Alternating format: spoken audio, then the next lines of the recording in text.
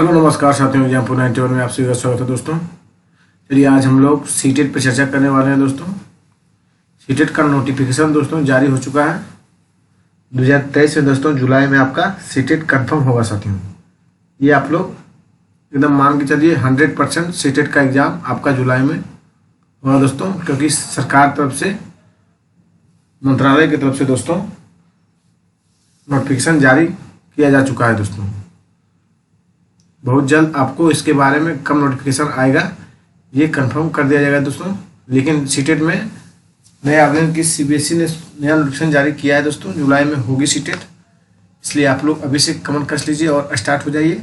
आज का जो हम सेशन लेने वाले हैं दोस्तों सीटेट पर, सीटेट का सीडीपी होगा दोस्तों 30 का होगा, जो 2022 में दोस्तों पूछा गया है, प्रीवियस ईयर्स का है।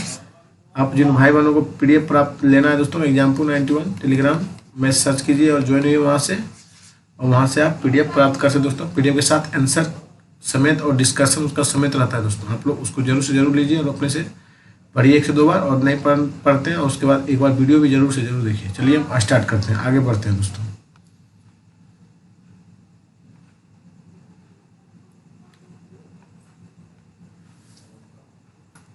तीस क्वेश्चन का डिस्कस हम करने वाले हैं साथियों, आप लोग इसको जरूर से जरूर देखिए। क्वेश्चन बोला गया, निम्न में से कौन सा नियम यह सुझाव देता है कि शरीर के विभिन्न अंग विकास के विभिन्न चरणों में भिन्न भिन्न दरों से विकसित होते हैं। तो बोला गया विकास एक आयामी होता है, विकास एक दिवसीय है, विकास एक असतत प्रक्रिया है, विकास की दिशा अधोगामी एवं शीर्षगामी होता है दोस्तों। डी नंबर आपका सही है, विकास की दिशा अधोगामी एवं शीर्षगामी होता है दोस्तों। चलिए डिस्कस को देखिए।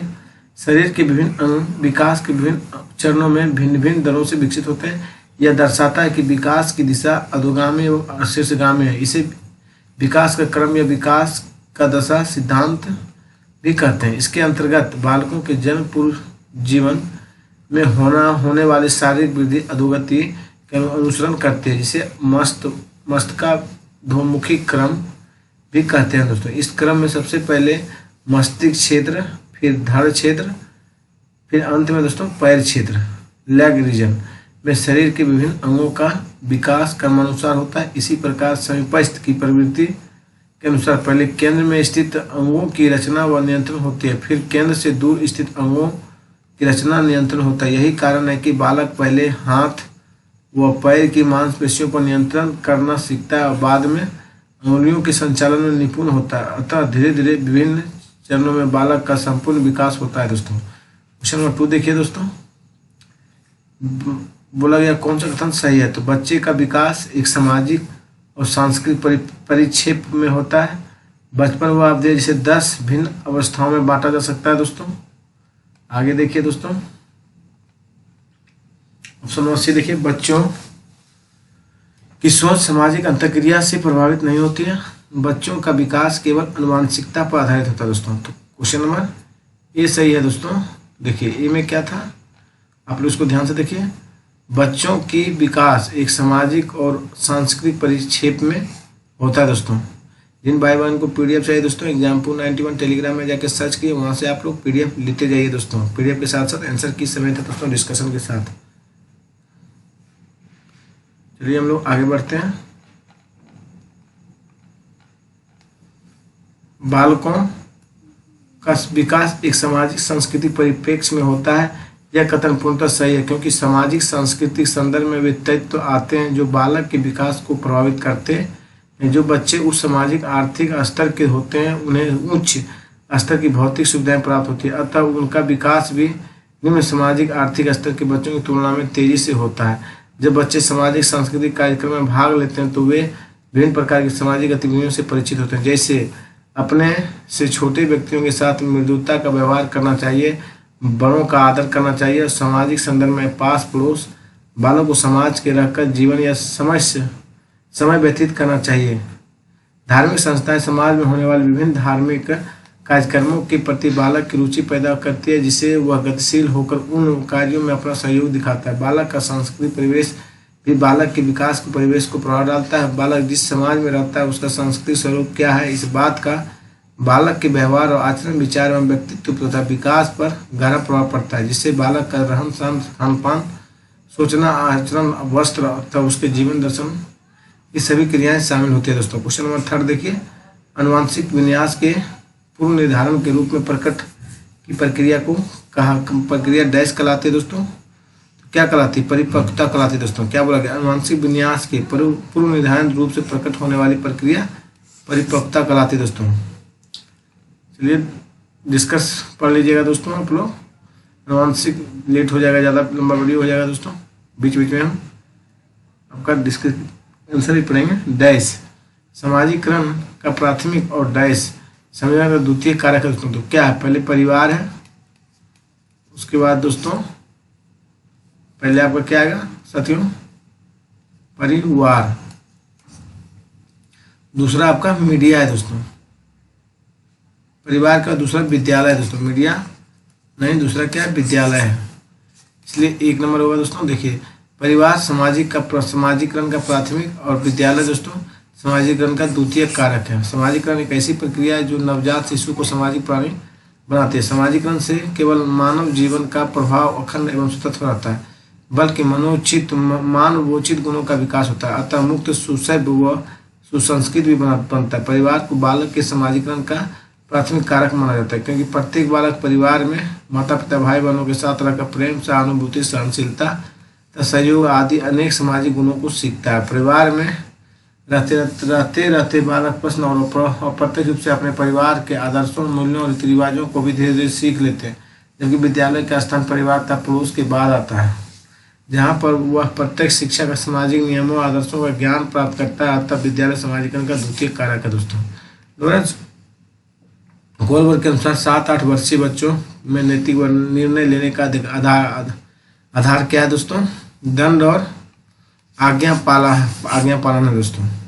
देखिए, लॉरेंस कोहलबर्ग के अनुसार 7-8 वर्षीय बच्चों में नैतिक निर्णय लेने का आधार दंड और आज्ञा पालन है। अतः कोहलबर्ग के नैतिक विकास की प्रथम अवस्था पूर्व परंपरागत नैतिक अवस्था के अंतर्गत आती है। 4 से 10 वर्ष के बच्चे बालक 4 से 10 वर्ष के बालक आते हैं। देखिए, दंड और आज्ञा पालन यह कोहलबर्ग के नैतिक विकास की पूर्व परंपरागत नैतिक अवस्था का प्रथम चरण है। इस अवस्था में बालक के निर्णय लेने का आधार बाह्य कारकों पर केंद्रित होता है। इस अवस्था में छात्र सही और गलत का चयन दंड पाने के भय और पुरस्कार पाने की लालसा से करता है। अतः विकल्प सी सही है। चलिए हम लोग नेक्स्ट क्वेश्चन चलते हैं। क्वेश्चन नंबर 6 देखिए, जीन पियाजे के सिद्धांत में क्रमबद्धता किस संदर्भ में प्रयोग किया जाता है दोस्तों? देखिए, तो वस्तुओं के आयाम में लंबाई पर आधारित क्रम है दोस्तों।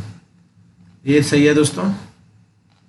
आप लोग देखिए, जीन पियाजे के सिद्धांत के क्रमबद्धता शब्द का प्रयोग वस्तुओं के किसी आयाम, लंबाई पर आधारित क्रम देने के संदर्भ में प्रयोग होता है। क्रमबद्धता जीन पियाजे द्वारा की गई तीसरी अवस्था मूर्त संक्रमण अवस्था 7 से 11 वर्ष की मुख्य विशेषता है, जिसके अंतर्गत बालक में वस्तुओं या चीज़ों को उनके परिणाम तथा मात्रा के आधार पर क्रम में रखने की योग्यता आ जाती है। जैसे बच्चे को विभिन्न लंबाई की छड़ देने पर उनके द्वारा छड़ों को छोटे से बड़े क्रम में व्यवस्थित करना क्रमबद्धता का दर्शाता है दोस्तों। 5 वर्षीय नसीमा को यह लगता है कि चिकनी मिट्टी के गोले को यदि दबाकर एक सांप के रूप में परिवर्तित करें तो चिकनी मिट्टी बढ़ जाती है। जीन पियाजे के अनुसार उसकी इस सोच के पीछे कौन सा तर्क है दोस्तों? तो आप सभी दोस्तों को मालूम होगा केंद्रीयता का दोस्तों। किसका उदाहरण है? केंद्रीयता का। चलिए हम लोग आगे देखते हैं, थोड़ा डिस्कस पढ़िए।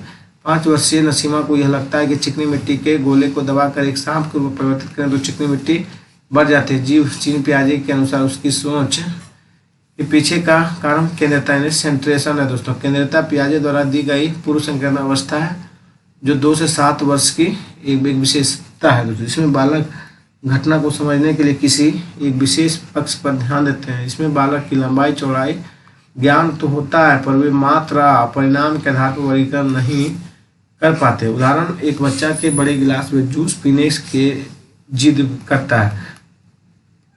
दूध पीते समय वह यह एक छोटे चौड़े गिलास की तुलना में एक लंबे व पतले गिलास की वरीयता देता है, जबकि दोनों ही गिलास में समान मात्रा में जूस रखता है। ठीक उसी प्रकार बच्चा आकृति देखकर यह सोचता है कि सांप के रूप में चिकनी मिट्टी बढ़ जाती है, जबकि गोला दोनों अवस्थाओं में समान रहता है। 8 देखिए दोस्तों, लेव वाइगोत्स्की के संज्ञानात्मक विकास का सिद्धांत डैश पर आधारित है दोस्तों। किस पे आधारित है तो सामाजिक संरचना पर, सोशल कॉन्स्टिट्यूशन पर दोस्तों, हमारी सामाजिक संरचना पर आधारित है। चलिए देखते हैं हम लोग। ठीक है दोस्तों, लेव वाइगोत्स्की के संज्ञानात्मक विकास का सिद्धांत सामाजिक संरचना पर आधारित है। इसमें अधिगमकर्ता अपने सामाजिक परिवेश एवं अन्वेषण से समझ को विकसित करता है। बच्चे का ध्यान, अबोध और स्मृति क्षमताएं ज्ञान के विभिन्न उपकरण जैसे सांस्कृतिक इतिहास और सामाजिक परिवेश, परंपराएं, भाषा और धर्म आदि के अनुसार बदलती रहती है। इसमें बच्चा अपने स्वयं के स्तर पर सामाजिक वातावरण तालमेल बैठाता है, फिर अपने अनुभवों को वैश्विक करता है। वाइगोत्स्की ने के सिद्धांत को सामाजिक निर्मितवाद कहा, क्योंकि उसमें संस्कृति को एक सामाजिक परिवेश के लिए सार्थक बताया गया दोस्तों। क्वेश्चन 9 देखिए, लेव वाइगोत्स्की ने बच्चों के स्वयं से संवाद करने की क्रिया के रूप में किस शब्द का प्रयोग किया जाता है दोस्तों? तो निजीवाद से दोस्तों। लेव वाइगोत्स्की ने बच्चों के स्वयं से संवाद करने की क्रिया के लिए किस शब्द का प्रयोग किया था? निजी संवाद का दोस्तों। देखिए, लेव वाइगोत्स्की ने बच्चों के स्वयं से संवाद करने की क्रिया के लिए निजी संवाद शब्द का प्रयोग किया। लेव वाइगोत्स्की के अनुसार बच्चे भाषा का प्रयोग न केवल सामाजिक संप्रेषण के लिए करते हैं, अपितु स्वनिर्मित निर्देश तरीके से कार्य करने के लिए, अपने व्यवहार हेतु योजना बनाने के लिए, निर्देश देने का मूल्यांकन करने में भी करते हैं। इसे निजी संवाद, प्राइवेट स्पीच कहते हैं दोस्तों। जबकि पियाजे ने निजी भाषा को स्व केंद्रितता ईगोसेंट्रिज्म कहा जा है। पियाजे के अनुसार बच्चा सब कुछ अपने नजरिए से देखता है। ऐसा इसलिए है क्योंकि वह पूरी दुनिया को अपने जैसा सोचने पर विश्वास करता है। यही स्व केंद्रिततावाद है दोस्तों। 10 नंबर देखिए, एक प्रगतिशील कक्षा को की निम्न में से कौन सी विशेषता है दोस्तों? आप सभी दोस्तों को मालूम हुआ, प्रगतिशील कक्षा में दोस्तों योग्यता आधारित सहयोगपूर्ण अधिगम होना चाहिए दोस्तों। प्रगतिशील कक्षा में क्या होना चाहिए? कोलैबोरेटिव लर्निंग होना चाहिए दोस्तों। देखिए, एक प्रगतिशील कक्षा की विशेषता सहयोगपूर्ण अधिगम है। प्रगतिशील शिक्षा के आधार जॉन डेवी ने दी थी। प्रगतिशील शिक्षा इस बात पर बल देती है कि शिक्षण करके सीखने से होता है। इसलिए छात्रों को अपने वातावरण के साथ अनुकूलन और अधिगम के लिए अंतःक्रिया करनी चाहिए। प्रगतिशील शिक्षा हर बच्चे की क्षमता में विश्वास करती है। यह सामग्री और अनुभवों से जुड़कर शिक्षार्थियों को कौशल और समझ को बढ़ाने पर जोर देती है। यह एक समूह में काम करके और एक गतिविधि को पूरा करने के लिए व्यवहारिक ज्ञान लागू करके छात्रों को सक्रिय भागीदारी पर सुनिश्चित करती है तथा बच्चे को उनके ज्ञान प्रतिभा के प्रभावी ढंग से उपयोग करने के लिए आत्मनिर्भर बनाने के लिए करके सीखने को बढ़ावा देती है। जब ड्रिल और अभ्यास पर जोर देना, योग्यता आधारित अस्थायी अलगाव तथा पुरस्कार के दंड का प्रयोग प्रगतिशील कक्षा की विशेषता नहीं है साथियों। चलिए हम लोग नेक्स्ट क्वेश्चन की ओर बढ़ते हैं दोस्तों। एक बच्चे में दूसरों की नियत और इच्छाओं को समझने की योग्यता या बुद्धि के किस स्वरूप को दर्शाता है दोस्तों? अंतः व्यक्तित्व बुद्धि दोस्तों, मतलब इंटरपर्सनल इंटेलिजेंस दोस्तों। ये ध्यान दीजिएगा, क्या बोला? एक बच्चे दूसरों की नियत, दूसरों की इच्छाओं को समझने की योग्यता या बुद्धि किस फलस्वरूप को दर्शाता है? इंटरपर्सनल इंटेलिजेंस दोस्तों, अंतर व्यक्तित्व बुद्धि। देखिए, इंटरपर्सनल इंटेलिजेंस दोनों दोस्तों INTR है, यहाँ INTR है दोस्तों। दूसरों को जो समझेगा उसमें ई लगा रहेगा, ये इंग्लिश वर्ड पकड़िएगा दोस्तों इसमें, और जो दूसरों को नहीं समझेगा उसमें आर रहेगा। एक बच्चे में दूसरों की नियत और इच्छाओं को समझने की योग्यता यह अंतरा व्यक्तित्व बुद्धि को दर्शाता है दोस्तों। ठीक है, अंतरा व्यक्तित्व बुद्धि हार्वर्ड गार्डनर के 9वां बुद्धि में से एक है और यह इस बात को दर्शाता है कि एक व्यक्ति दूसरे को समझने में, व्यवहार करने में कितना कुशल और राजनेता और शिक्षक, चिकित्सक और सेल्समैन आदि। जबकि अंतः व्यक्तित्व बुद्धि इंट्रापर्सनल इंटेलिजेंस में वे व्यक्ति आते हैं जो अपनी भावनात्मक स्थिति, इंट्रान दोस्तों देखिए जो बोल रहे थे हम आर वाला, इसमें दोस्तों ये अंतः व्यक्तित्व है, इसमें भावनात्मक प्रयोग परिणामों से अवगत होने में अच्छे होते हैं। ये दूसरों के साथ संबंधों की खोज करते हैं, दिव्या स्वप्न में लीन होते हैं, कल्पनाओं में व्यक्तिगत ताकत का आकलन करते हैं, जैसे कवि। क्वेश्चन नंबर 12 देखिए दोस्तों, राष्ट्रीय शिक्षा नीति 2020 निम्न में से कौन सा कथन प्रस्तावित है दोस्तों? राष्ट्रीय शिक्षा नीति 2020 में कौन सा कथन प्रस्तावित है? देखिए, अपनी मातृभाषा में शिक्षक होना शैक्षिक और प्रौद्योगिकी उन्नति को बाधक, विद्यालय में बच्चों को अंग्रेजी भाषा प्रथम भाषा के रूप में सीख, गलत है दोस्तों। बाल विद्यार्थियों के लिए बहुभाषी होना, ये सही है दोस्तों। बाल विद्यार्थी को बहुभाषी होने की उच्च संज्ञानात्मक लाभ दोस्तों। देखिए, राष्ट्रीय शिक्षा नीति 2020 में बालक विद्यार्थियों के लिए बहुभाषी होने के उच्च संज्ञानात्मक लाभ है। ऐसे जैसे कि शोध से स्पष्ट रूप में पता चलता है कि बच्चे 2 से 8 साल की उम्र में बीच बहुत तेजी से भाषाएं सीखते हैं। उनमें अनुकरण करने की क्षमता अधिक होती है। बच्चे के शुरुआती दिनों में लेकिन मातृभाषा पर विशेष जोर देने के साथ भाषाओं से अवगत कराया जाएगा दोस्तों। एनसीएफ 2005 दोस्तों बहुभाषिकता को एक संसाधन मानते हैं जिससे बच्चा बहुत सी भाषाओं को ज्ञान अपने सहपाठियों से सीख सकता है। क्वेश्चन देखिए, जेंडर रूल आर, जेंडर भूमिका दोस्तों क्या होता है? जेंडर भूमिका जैविक अनुवांशिक निर्धारित करते हैं दोस्तों। जैविक संरचना नहीं होगा साथियों, अनुवांशिक नहीं, सॉरी दोस्तों। देखिए, अधिग्रह व्यवहार, जैविक भूमिका अधिग्रह व्यवहार में समाज में मानदंडों परंपराओं के अनुसार एक पुरुष, थोड़ा देखिए आंसर देखिए, अधिकृत क्या हुआ? लर्न बिहेवियर दोस्तों। जैविक भूमिका का अधिकृत व्यवहार है दोस्तों। चलिए हम लोग आगे बढ़ते हैं। जेंडर भूमिका अधिकृत व्यवहार है जो समाज को सांस्कृतिक मापदंडों और परंपराओं के अनुसार एक पुरुष, महिला और लड़के और लड़की के उपयुक्त कार्य प्रदान करती है। ये भूमिकाएं लड़कियों को घरेलू कार्य जैसे खाना बनाना, माँ के साथ घर में रहकर सिलाई कढ़ाई करने के कार्य के लिए प्रेरित करती है। लड़कियों को वर्चस्व प्रदान करता है। वे भूमिकाएं नारी शिक्षा का भी विरोध करती है। ये समाज द्वारा दिए गए उस व्यवहार के अंतर्गत आती है जिसमें बालिकाओं को जीवन लैंगिक मतभेद के कारण दुर्गम हो जाती है। अतः जेंडर भूमिका अधिग्रहित व्यवहार है दोस्तों। देखिए, सतत एवं समग्र मूल्यांकन का प्राथमिक उद्देश्य क्या है दोस्तों? इसमें साथियों आपका छात्रों की समझ को आंकना और पाठ्यक्रम तथा शिक्षा शास्त्र को उसके अनुसार रूपांतरित करना दोस्तों। देखिए, सतत और समग्र मूल्यांकन का प्राथमिक उद्देश्य है छात्रों की समझ को आंकना और पाठ्यक्रम तथा शिक्षा शास्त्र को उसके अनुसार रूपांतरित करना, जबकि छात्रों को किसी विषय में सफल और विफल घोषित करना, छात्रों के प्रदर्शन की एक दूसरे से तुलना करना, छात्रों को उनके प्रदर्शन के अनुसार वर्गीकरण करना सतत और समग्र मूल्यांकन प्राथमिक उद्देश्य नहीं है साथियों। अतः विकल्प बी सही है दोस्तों। अपनी कक्षा के लिए मूल्यांकन पद्धति पर तय करने से पहले एक शिक्षक को किन बातों पर विचार करना चाहिए दोस्तों? पहले देखिए तो दोस्तों क्या होगा? मेरे अलावा इन परिणामों को उपयोग करके विशिष्ट छात्रों का अधिगम वक्र का पता लगाने का सर्वोत्तम तरीका कौन सा तरीका अध्यापिका को स्वयं की शिक्षा शास्त्र और चिंतन में मदद करेगा? कौन सी विधि छात्रों को उच्चतम अंक पाने में मदद करेगी दोस्तों? देखिए, और दिया गया होगा दोस्तों स्टार है दोस्तों। देखिए समझिए, अपनी कक्षा के लिए मूल्यांकन पद्धति तय करने के पहले एक शिक्षक को उन बातों पर विचार करना होगा दोस्तों। देखिए कि उनसे क्या सीखने की उम्मीद की जा रही है।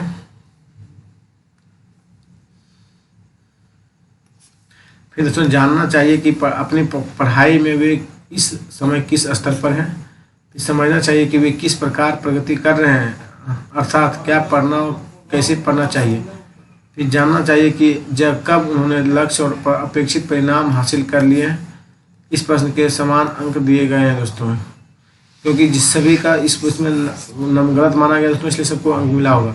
समावेशी शिक्षा से अभिप्राय है, समावेशी शिक्षा से अभिप्राय यही है दोस्तों कि सभी को एक बराबर शिक्षा। देखिए दोस्तों डी नंबर है, योग्यताओं से परे होकर सभी बच्चों को गुणवत्ता शिक्षा उपलब्ध करवाया जाए दोस्तों। चलिए आप लोग इस क्वेश्चन जानते हैं। 17 देखिए, पढ़ाते समय एक शिक्षक को पाठ्य सामग्री को दर्शाने में विभिन्न तरीके अपनाने चाहिए दोस्तों, और शिक्षक को अधिगमकर्ताओं की विविध आवश्यकताओं हेतु शिक्षा शास्त्र को उनके अनुकूल बनाना चाहिए। तो ये आर दोनों सही है और आर एक सही व्याख्या करता है दोस्तों। हम लोग आगे बढ़ते हैं दोस्तों। एक बच्ची सिलाई लिखाई में निरंतर कठिनाई का सामना करती है, उससे अक्षर बनाने और शब्दों के बीच अंतराल करने में चुनौती महसूस होती है। यह लक्षण किस अधिगम विकार की ओर इशारा करता है? तो आप सभी दोस्तों को पता होगा दोस्तों, ध्यान का तिरस्कृतता विकार या सॉरी दोस्तों आलेख विकल्प दोस्तों, डिसलेक्सिया पर क्या बोला गया? फिर देखिए बोला गया क्वेश्चन, एक बच्ची लिखाई में नियंत्रण कठिनाई का सामना करती है, उसे अक्षर बनाने और शब्दों के बीच अंतराल करने में चुनौती महसूस करती है। यह लक्षण किस अधिगम विकार की और मुआशरा करती है? तो आलेख विकल्प है दोस्तों। देखिए, एक बच्ची लिखाई में निरंतर कठिनाई का सामना करती है, उसे अक्षर बनाने और शब्दों के बीच अंतराल करने में चुनौती महसूस होती है। यह लक्षण आलेख विकल्प डिसलेक्सिया डिस्ग्राफिया की ओर इशारा करते हैं, जबकि पठन विकल्प को डिसलेक्सिया छात्र को अक्षरों को पढ़ने में कठिनाई होती है। यह सो को वाज और डी को बी पढ़ता है, इसलिए गणन विकल्प डिसकैलकुलिया के छात्र गणितीय संबंधी सूचनाओं गणनाओं करने में असफल रहते हैं दोस्तों, उसे डिसकैलकुलिया कहते हैं दोस्तों। उन्हें देखिए, विद्यार्थी में व्यक्तिगत भिन्नताओं को पूरा करने के लिए एक शिक्षक को दोस्तों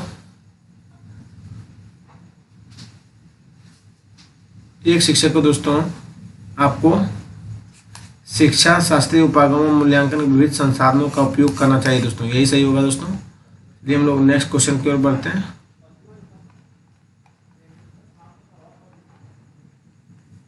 विद्यार्थियों को व्यक्तिगत भिन्नताओं को पूरा करने के लिए शिक्षक को शिक्षाशास्त्र उपागमों और मूल्यांकन का विविध संसाधनों का उपयोग करना चाहिए, जबकि केवल पेपर पेंसिल आधारित परीक्षण की संख्या में वृद्धि करके पुनर्स्मरण पर बल देकर छात्रों की व्यक्तिगत भिन्नताओं को पूरा नहीं किया जा सकता है।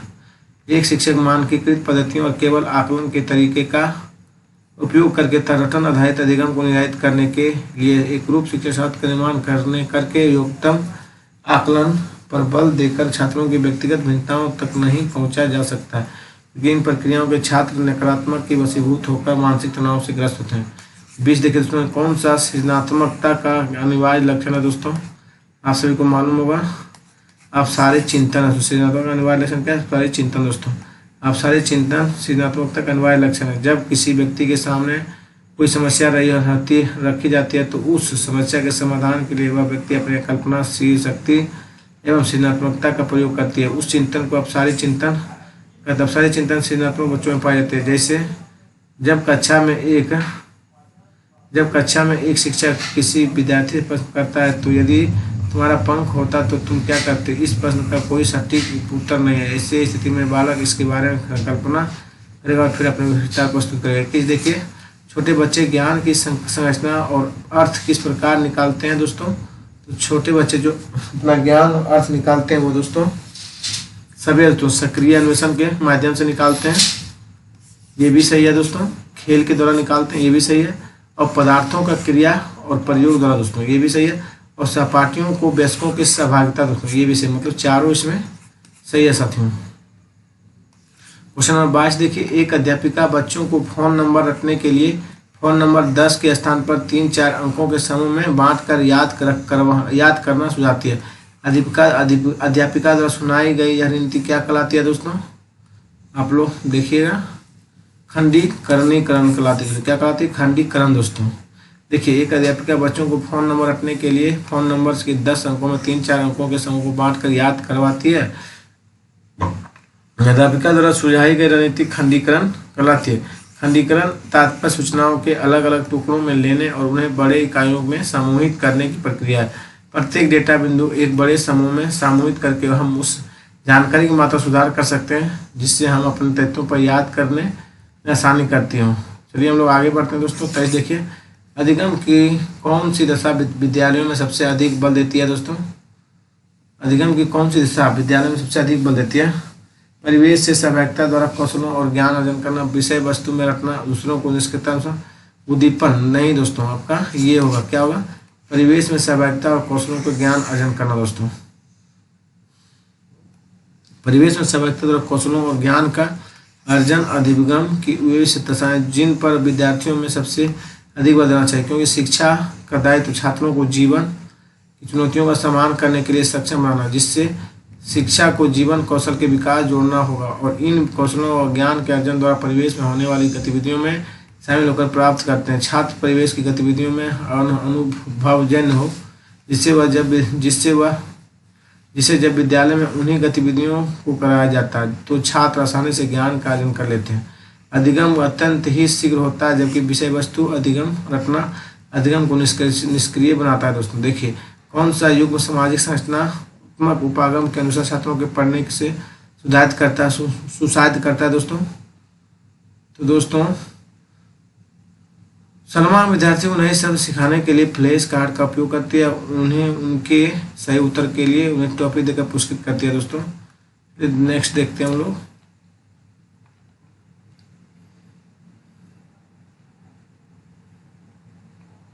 दोस्तों इसमें आपका सी होगा दोस्तों, यानी 1 और 2 और 3 दोस्तों। देखिए आपका 2 3 ये है, 2 ऊपर वाला दोस्तों। परामिति विविध प्रकार की पुस्तकें अपने विद्यार्थियों को पढ़ने के लिए देती है। जो विद्यार्थी एक विशिष्ट पुस्तक पढ़ते हैं उन्हें नियमित रूप से पुस्तक पर परिचर्चा करने के लिए कहती है। फिर तीसरा देखिए, अरुधति नए शब्द का अर्थ समझने के लिए संदर्भ संबंधी संकेतों को इस्तेमाल पर बल देती है दोस्तों। ये आपका तीसरा दोनों सही है दोस्तों। देखिए डिस्कशन देखिए थोड़ा सा दोस्तों। सामाजिक संरचना उपागम के अनुसार छात्रों को पढ़ने के लिए सुसाहित करने वाला युग्म इस प्रकार है। परामिति विविध प्रकार की पुस्तकों अपने विद्यार्थियों को पढ़ने के लिए देती है। जो विद्यार्थी एक विशिष्ट पुस्तक पढ़ते हैं उन्हें नियमित रूप से पुस्तक पर परिचर्चा करने के लिए कहती है। तथा अरुंधति नए शब्दों का अर्थ समझने के लिए संदर्भ संबंधित संकेतों का इस्तेमाल पर बल देती है। विकल्प सी सही है दोस्तों। 25 देखिए, एक शिक्षक होने के नाते आप अपने छात्रों में समस्या समाधान क्षमताओं को किस प्रकार सुसाहित कर सकते हैं दोस्तों समरूपों का इस्तेमाल को बढ़ावा देकर दोस्तों कर सकते हैं। देखिए एक शिक्षक को होने के नाते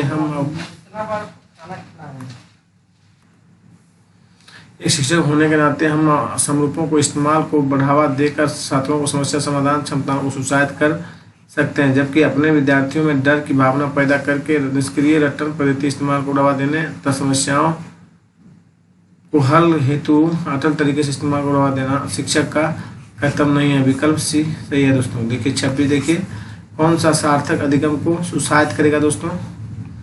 एक समस्या विविध तरीके से विचार करने की प्रोत्साहित करना दोस्तों, यही सही होगा दोस्तों। चलिए हम लोग आगे बढ़ते हैं। बी है दोस्तों, आप लोग इसको जानते हैं।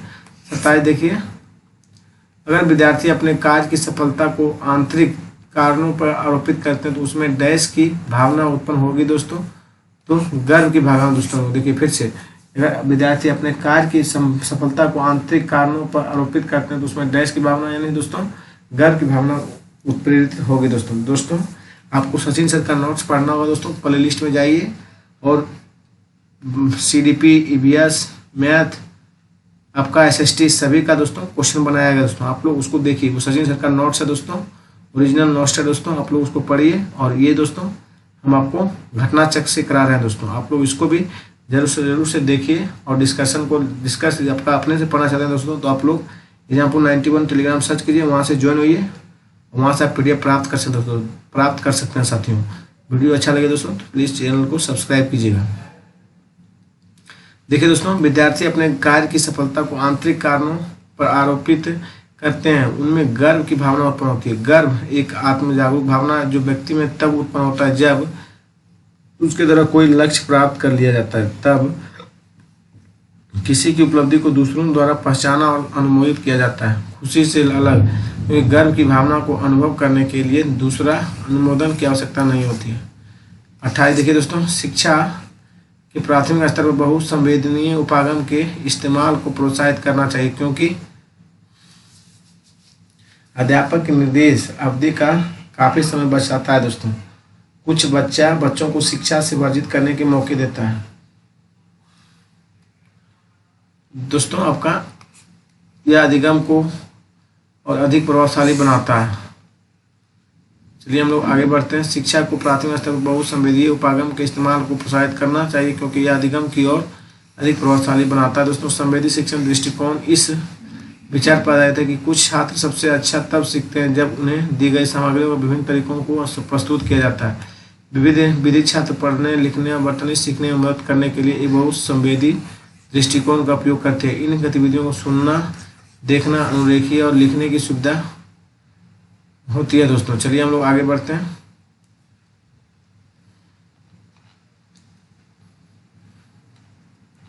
क्वेश्चन नंबर 29 देखिए दोस्तों, बच्चे अक्सर विभिन्न संकल्पनाओं के बारे में वैकल्पिक संकल्पनाएं और भ्रांतियां गठित कर लेते हैं।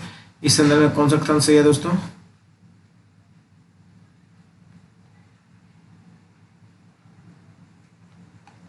इस संकलन में दोस्तों आपका एक अध्यापिका को बच्चे द्वारा गठित वैकल्पिक संकल्पनाओं को भ्रांतियों को सख्त रूप से हतोत्साही नेगेटिव है दोस्तों, इसलिए आपका नेगेटिव के साथ नेगेटिव आंसर जाएगा दोस्तों। चलिए हम लोग आगे बढ़ते हैं दोस्तों। क्वेश्चन नंबर 30 देखिए, निम्न में से अधिगम का कौन सा परिप्रेक्ष्य यह कहता है कि ठोस प्रलोभनों और पुरस्कारों द्वारा विद्यार्थियों को सीखने के लिए अभिप्रेरित किया जा सकता है? दोस्तों आपका व्यवहारवाद होगा, बिहेवियर होगा दोस्तों। फिर से देखिए, कौन निम्नलिखित में से अधिगम का कौन सा परिप्रेक्ष्य यह कहता है कि ठोस प्रलोभनों और पुरस्कारों द्वारा विद्यार्थियों को सीखने के लिए अभिप्रेरित किया जा सकता है? दोस्तों व्यवहारवाद दोस्तों। धन्यवाद दोस्तों, वीडियो को यहीं स्टॉप करते हैं दोस्तों। अधिगम का व्यवहारात्मक परिप्रेक्ष्य यह कहता है कि ठोस प्रलोभनों और पुरस्कारों द्वारा विद्यार्थियों को सीखने के लिए अभिप्रेरित किया जा सकता है, जबकि मानवतावादी, संज्ञानात्मकवाद और सामाजिक सांस्कृतिक सिद्धांत संबंधित नहीं है दोस्तों। अतः विकल्प 20 सही है दोस्तों। साथियों, आप लोग भाई बहनों को वीडियो पसंद आवे दोस्तों तो चैनल को सब्सक्राइब कीजिए और इस चैनल को ग्रो करने में अपनी भागीदारी को सुनिश्चित कीजिए दोस्तों। जितना आप लोग इस वीडियो को फैलाइएगा, शेयर कीजिएगा अपने व्हाट्सएप दोस्तों के बीच दोस्तों, उतना हम प्रत्येक दिन आपको एक सेट CDP का और EVS का करवाते जाएंगे दोस्तों। धन्यवाद दोस्तों।